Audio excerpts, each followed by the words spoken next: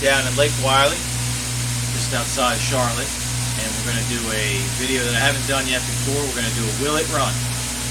We're looking at a 1933 Buick sedan that's been hot rodded, and this vehicle's been sitting here in storage for about 5 years or so. It hasn't been run, and they're getting ready to do some construction here at this place, so we need to get this vehicle running so it can be moved, and get some other cars that are behind it out of the shop so that things can be moved around. So we're going to go through the process on how to bring a car back that's been sitting for a while. We know this car ran when it was parked. We got to check the battery and probably replace it, and then we're going to go ahead and get all the other fluids checked and do a preliminary check on everything to make sure it's ready to get started.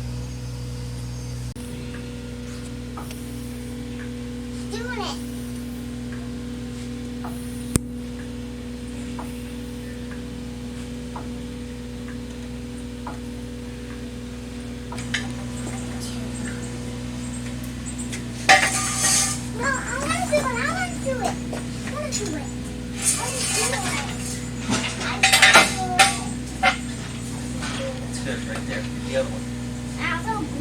Yeah, go get the other one.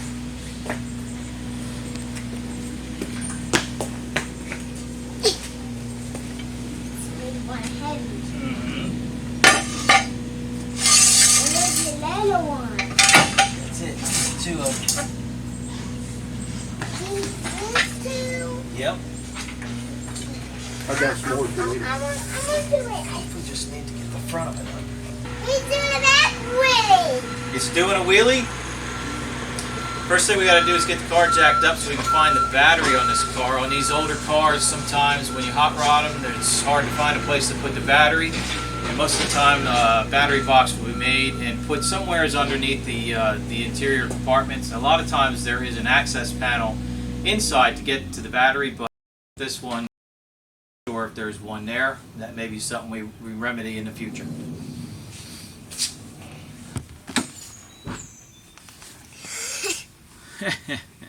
So we crawled around under the car, found the battery. The battery is pretty much located under this seat, and it's inside of a area underneath where it's really not accessible to remove from the underside of the car. So that led me to the interior to see if there was an access way to get at the battery from a trapdoor or some sort of a removable panel. And what I've got to do is take out this seat, passenger side seat, get it out of my way so I can move the carpeting up out of the way. And I think there is a piece of the floorboard, which this has true floorboards. They are wooden boards. And remove the boards out of the way, which I think there's one that is probably the size of the battery, and we'll get the battery taken out and we'll run down to the local parts store and get us a new battery and see if this old girl comes back to life.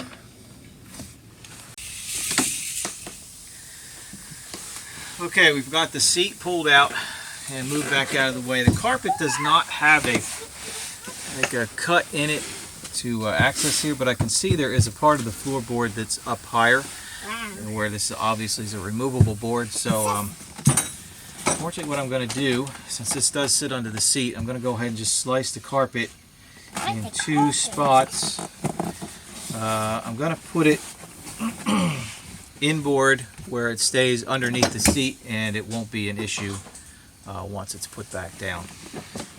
What we'll probably do later at a later date is come up with some sort of a Velcro fastener so that the carpeting will stay down. But for now, this is what we're going to have to do to get this accessed and get this battery out from underneath the car.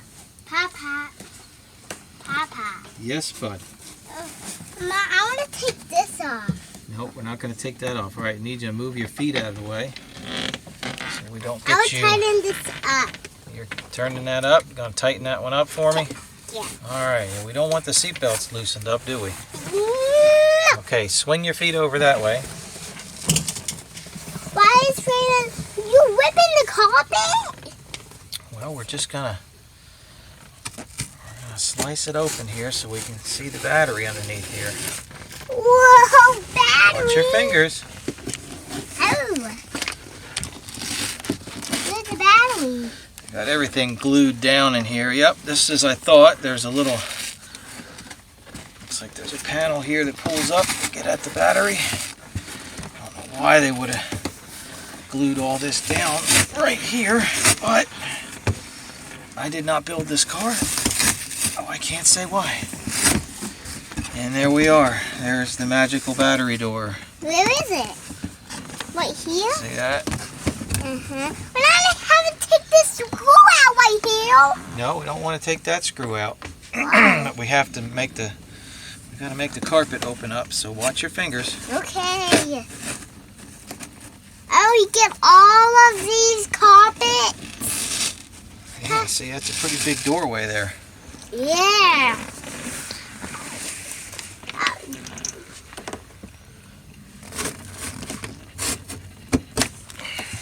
Where's the battery?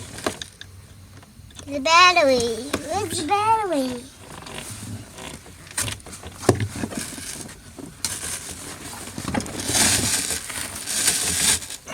I'm doing it.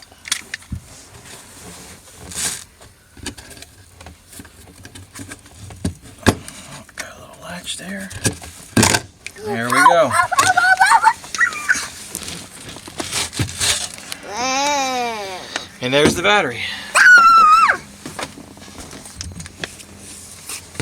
I don't want to put my feet in there. Now you don't want to put your feet in there. You might fall through the hole in the floor.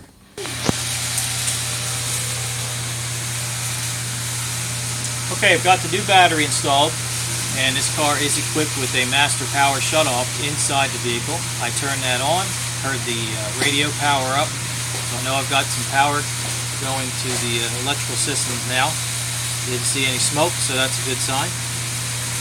But before we go ahead and start the engine, and we're going to talk about the engine here a little bit. Not really sure the build on this engine horsepower wise, but it is a typical small block Chevy 350. It does have a, looks like it's got an aluminum GM intake on it, and it's got a factory style Quadrajet 4-barrel carburetor, factory style HEI electronic ignition. So you pretty much your typical standard transplant into a hot rod type of deal.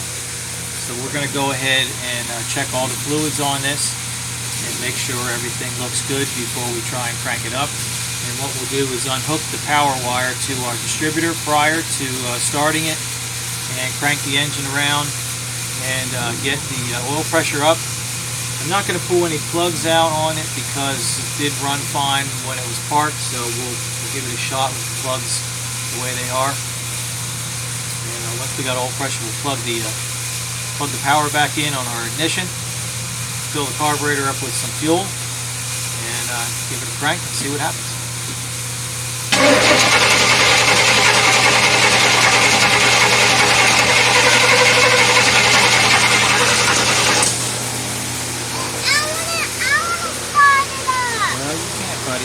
Okay, so we're cranking the engine over to get the oil pressure up in the engine and watching the gauge. This gauge is an electrical gauge, so as the engine's cranking, it's not really moving because it breaks power to the gauge. But once we let go of the key back to the on position, it will show the pressure that came up. So I'm going to crank it and watch the gauge.